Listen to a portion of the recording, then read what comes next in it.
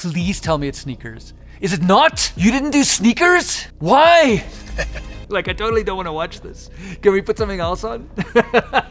My name is Mark Maunder. I'm the founder of Wordfence. Wordfence protects over 5 million websites. I've been in security since I was a hacker in the early 90s, so I guess I'm a cybersecurity expert. Wake up, Neo. The Matrix. What? I love this scene as well, you know, where he's sleeping, where he's hacked until he's just fallen asleep and he's got some automated stuff running. Like, this is how it goes, you know, like, you don't like finish work and then go home and have dinner and go to sleep. Like, it's an obsession. What's happened here is Neo has been exploring and he's found this thing that he's bumping up against, which is the Matrix. And it just captures that exploratory nature of what hacking is really all about. It's not about breaking the law, it's about exploring. Him being paid for something on a floppy disk $2,000 is a little bit implausible to me. Back in the 90s, hackers didn't really do a lot of this for money. You're my savior, man.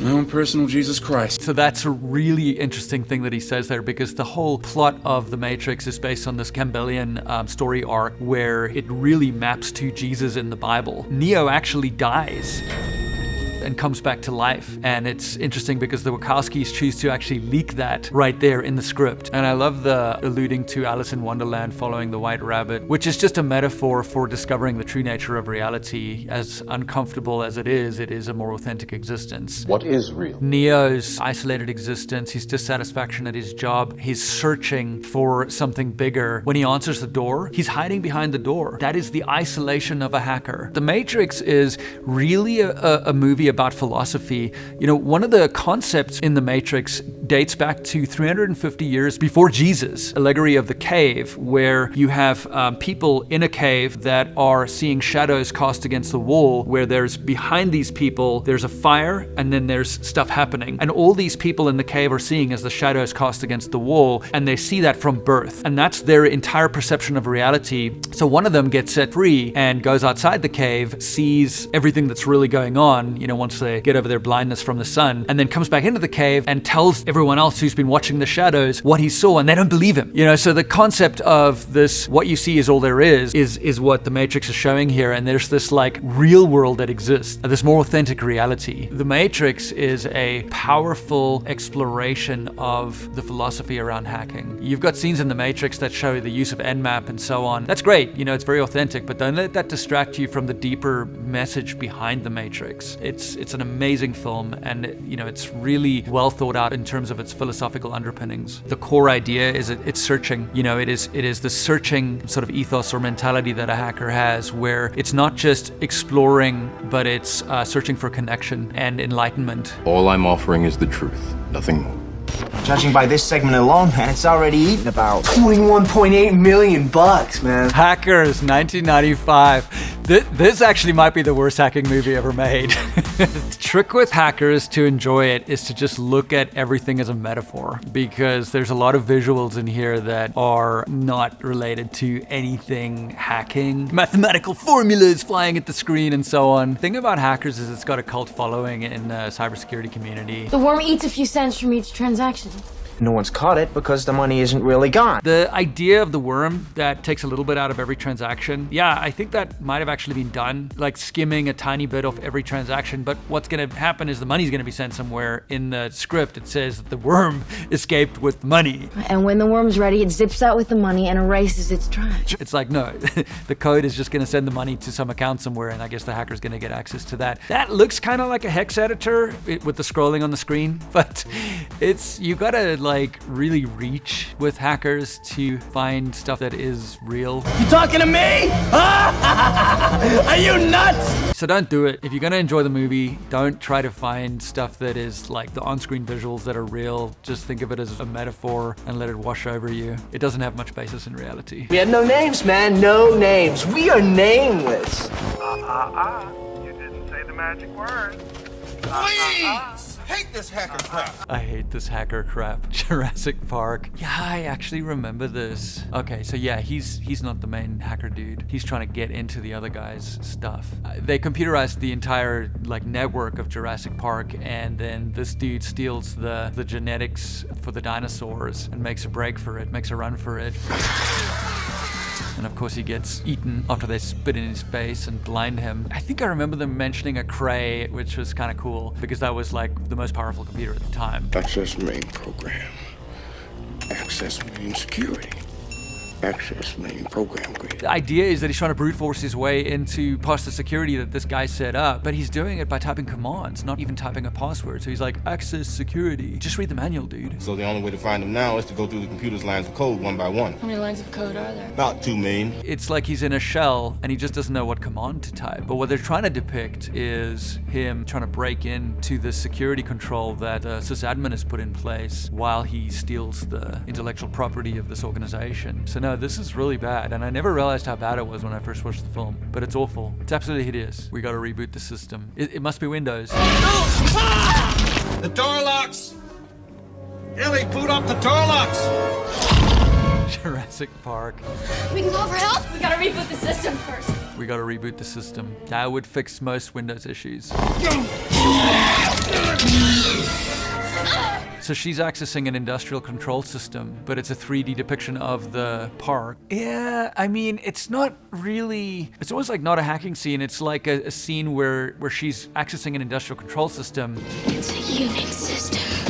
I know this. She says it's a Unix system. So if this is a Silicon Graphics machine, then yeah, it would be a flavor of Unix. And yeah, Unix back then had X Windows, which is graphical. I actually find this to be quite plausible. I mean, the other hacking scene in Jurassic Park is horrendous. I hate this hacker crap! But this is actually pretty plausible because like the user interface for a industrial control system could have a 3D map. You zoom in on the thing you want to control, and then you switch to that 2D view that she was looking at, opening doors or turning something on or off or whatever the heck she was doing. It's more of a like software that controls the park. Yes! You know, the one thing that's plausible is the image that the systems administrator left on the screen of a girl with a bikini. Like, that's probably the most plausible thing about the whole scene. That's exactly what would have been on that screen. Look at this workstation. What a complete slump. The most dangerous hacker in America. Swordfish. Hackers don't play golf. I don't know any hacker that plays golf, and he plays golf. Drinking, typing furiously, and like, what is that cube thing? What's funny is that I think in the scene they mention, or in the film at some point they mentioned a T1 line, which around 2001, if you had a T1 line, you were pretty cool. I think it was like 1.5 megabits, which in today's terms is like terrible, but it was pretty nice to have a T1 line back then. Oh, he's standing! That desk is way too clean. There's no used food wrappers anywhere. He is dressed in a collared shirt. No one wears that when they've been sitting at a keyboard for 15 hours. And then he's got some wine. Where's the source of caffeine on the desk? Oh, it's the cube again! What the f*** is that? And he's not actually typing there. Like, that's not typing. That's just Hollywood jittering. His facial expressions, I mean, I know he's acting and everything, but they're far too animated. If you're really doing this, you are inside your head, which is actually the really cool thing about coding or hacking, is you're kind of in a flow state. Okay, there is one thing about this, right? And it's the monitors. I think this is like 2001. After this film, everyone else got a bunch of monitors because Hugh Jackman had a lot of monitors. Oh, now he's dancing. Oh yeah, totally a hacker thing. Dancing while hacking, not looking at the screens, no hands on the keyboard. Very productive way to break into systems. This is such a great film other than the scene, because the opening scene of this film with John Travolta sitting in a coffee shop. You know the problem with Hollywood is? They make shit. Where he's like giving this critique of filmmaking. Spoiler alert, he actually gives away the ending of the film in the beginning of the film. So he's like sitting there critiquing Hollywood and you have no idea what's going on. He gives away the end of the film at the beginning of the film.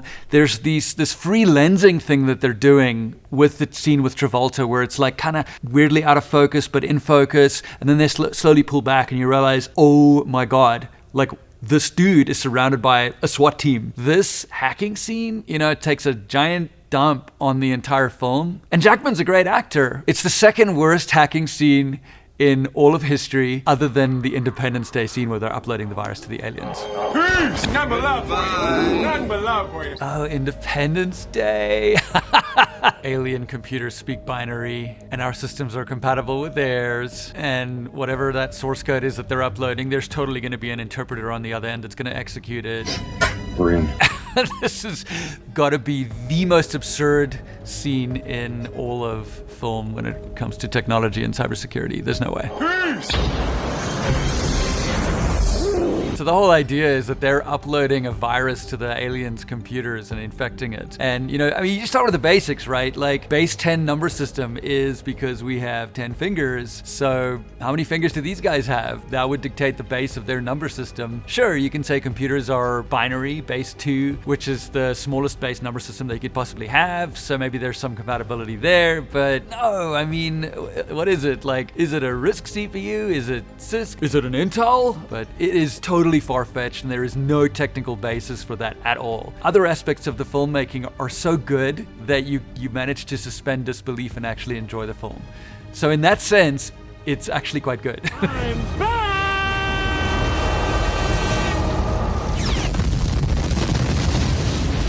Hasta la vista, baby. Terminator 2 Judgment Day. Please insert your stolen card now.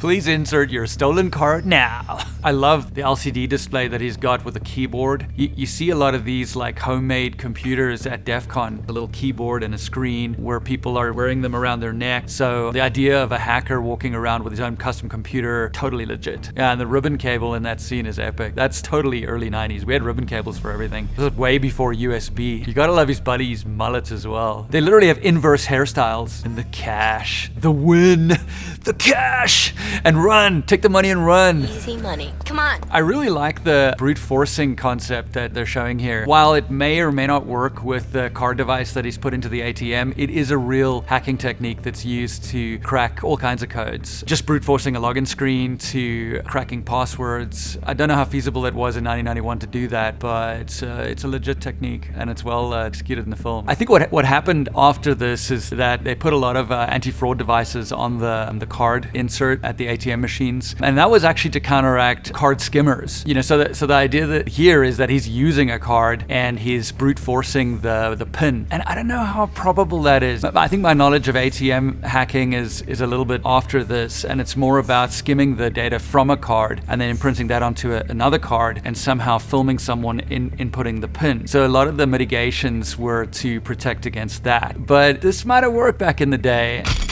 So one of the things about Terminator is the idea about Skynet, So the idea of AI taking over the world or doing a lot of harm to the human race actually came before Terminator 1. So this is Terminator 2 Judgment Day, 91. Terminator 1 came after WarGames, which actually alludes to the idea of an AI destroying the human race. Now listen to me very carefully. You're really into computers, huh?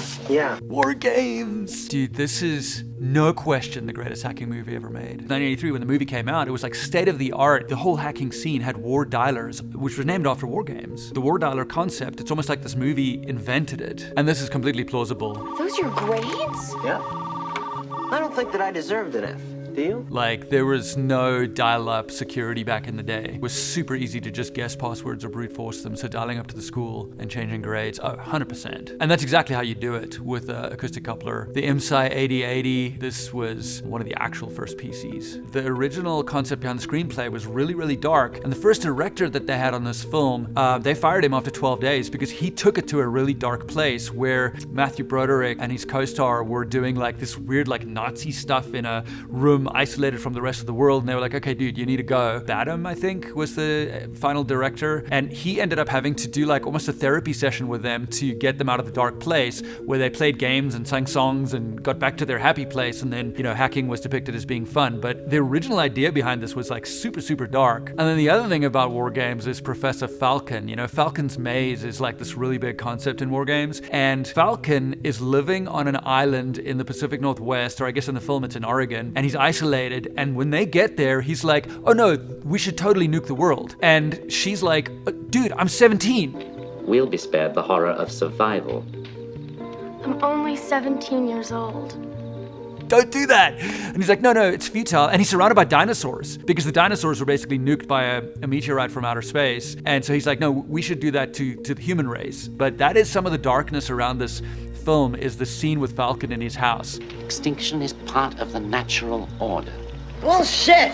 And the thing about WarGames is it's such a deep film. Like, it's 1983. You know, you think it's like way before its time, right? Because it's about hacking, and hacking kind of went mainstream in the late 80s, early 90s. But WarGames is actually about AI. Shall we play a game? Whopper, the computer, having the delegated authority to launch nuclear weapons at an enemy. And so there's this AI that he ends up interacting with that he has to teach the futility of the mutually assured destruction policy. And we only developed the technology to do what they're depicting here in 2017/2018. It's like 40 years ahead of its time. As a hacking film and as a technology film, WarGames is absolutely superb. How about a nice game of chess? So ahead of its time.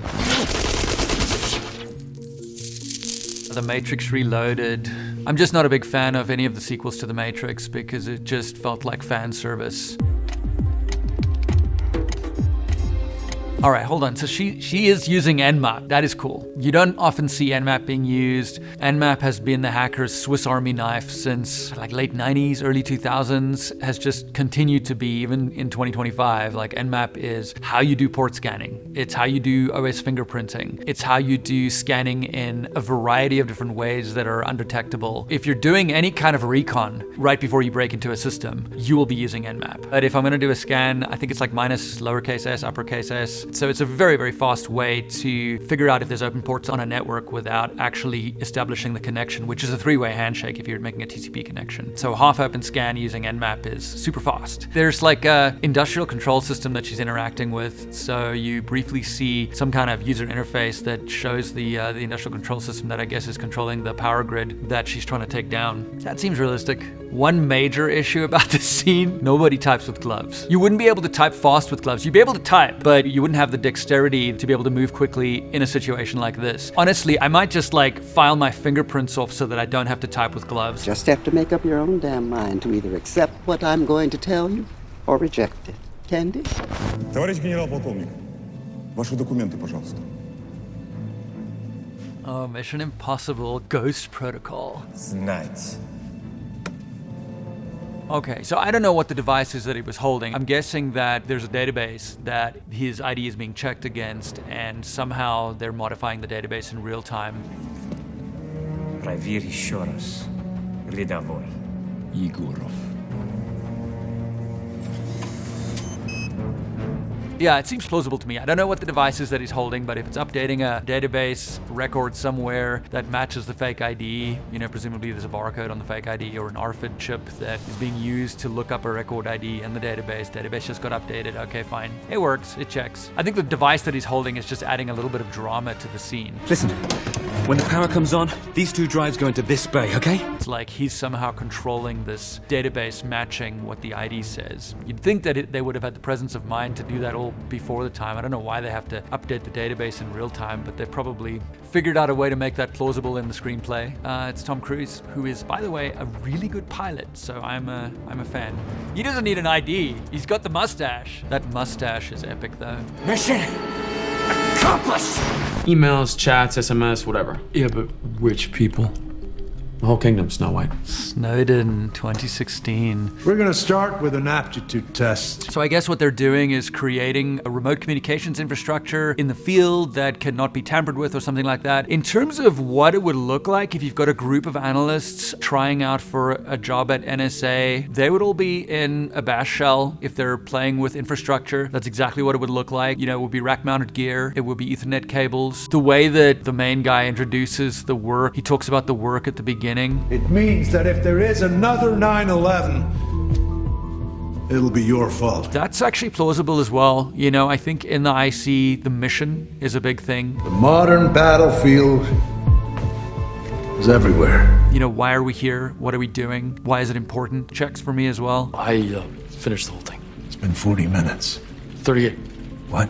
38 minutes. You know, him finishing a challenge that's supposed to take 6 hours or 5 hours or whatever it was within 40 minutes, it's actually plausible. If you know what you're doing, you can shrink time windows by orders of magnitude. You've got someone who's been a hardcore geek all their life. They've been in the shell since a very young age. They'll walk into a situation like this and they'll just kill it. They'll just own it. I broke the sequence to save time and I automated the backup process to run as I built the site. Eyes on screens. I kind of dig the scrolling yellow screens behind the main dude in this. It could be log files that are being tailed, kind of tracking progress or something like that. It has a realistic feel to me. Joseph Gordon-Levitt is such a great actor as well. If you look at Laura Poitras' documentary, Joseph probably studied the heck out of that. And then Snowden is, look, not to get political, but you know, we'll just leave it there. This is the truth. This is what's happening. You should decide whether we need to be doing this. What's going on? We have 10 minutes to get root access to a Python web server, expose its SSL encryption, and then intercept all traffic over its secure port. Social network. I like this scene a lot. What this is emulating is a capture the flag, and if you go to DEF CON or any other hacking conference, there'll be CTFs, capture the flag competitions, and there's also a lot of drinking. Every 10th line of code written, they have to drink a shot. And I guess the idea here is that he's interviewing these interns based on their hacking ability. Welcome to Facebook.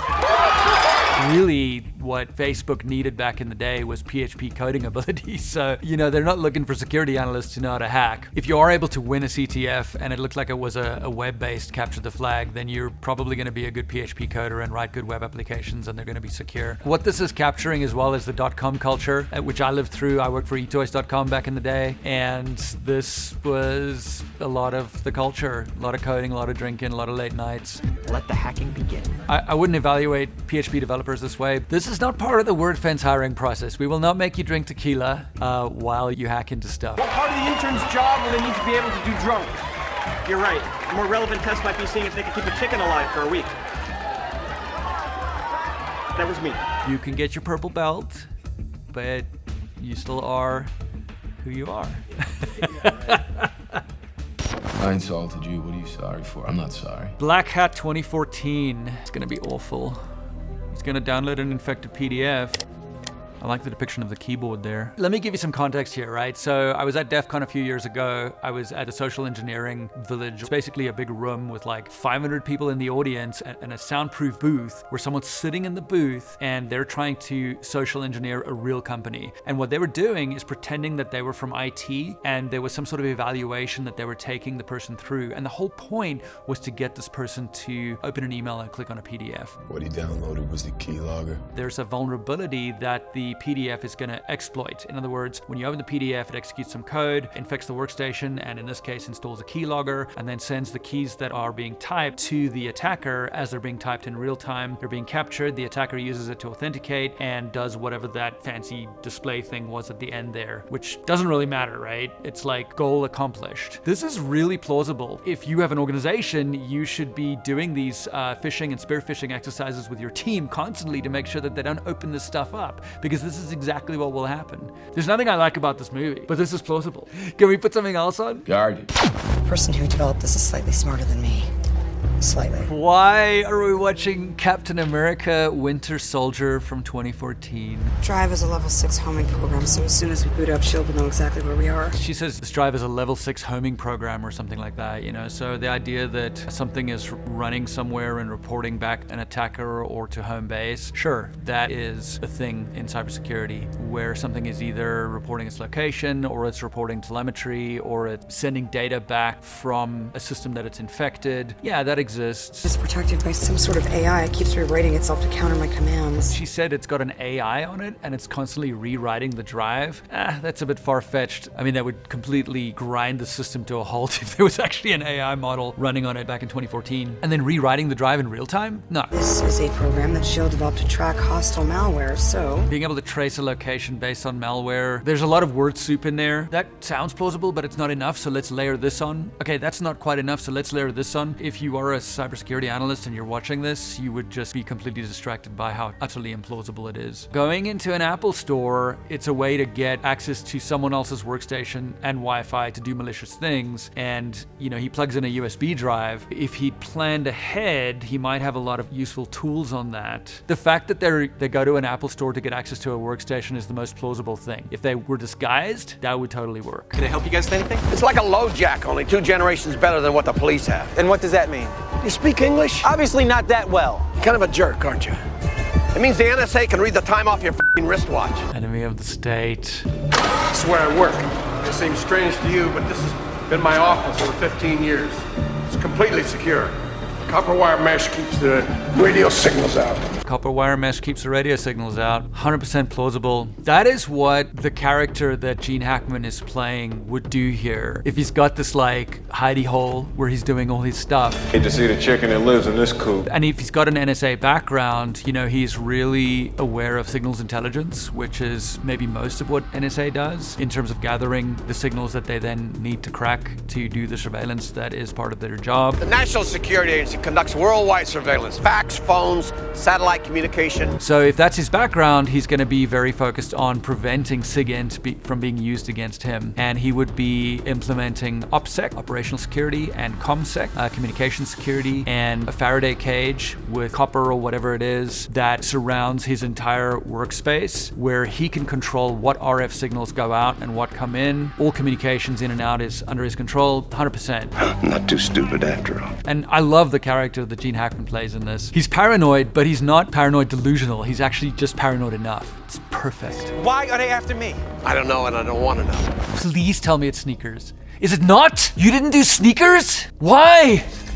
On Hacker News last week, the #1 story was the fact that they released a 4K DVD of Sneakers, which I immediately purchased and immediately watched. Sneakers is the greatest cryptography film ever made. You know, the reason that Sneakers is such a great crypto film is because the math that they mention in the film is actually legit. No one has been able to accomplish such constructions. Yet. They talk about factoring large numbers. The lecture that the mathematician is giving, that Robert Redford goes to with his partner Liz, I think is her name. It's the underpinnings of the public key cryptography algorithm that is used across the entire internet. And if you were to crack it, what you would need to solve is exactly what very similar to what he's describing on this big whiteboard. That's one of the super cool things about Sneakers, is they really, really did their research.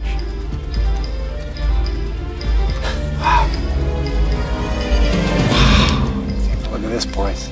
So we came here today to do reaction videos of hacking films. And you know, you did WarGames, you did Enemy of the State, you had Terminator, fine, okay. Right, Matrix, obviously. Swordfish, you know, fine, and some really bad hacking scenes in there. But the fact that you didn't put Sneakers on the list, but you guys aren't hackers.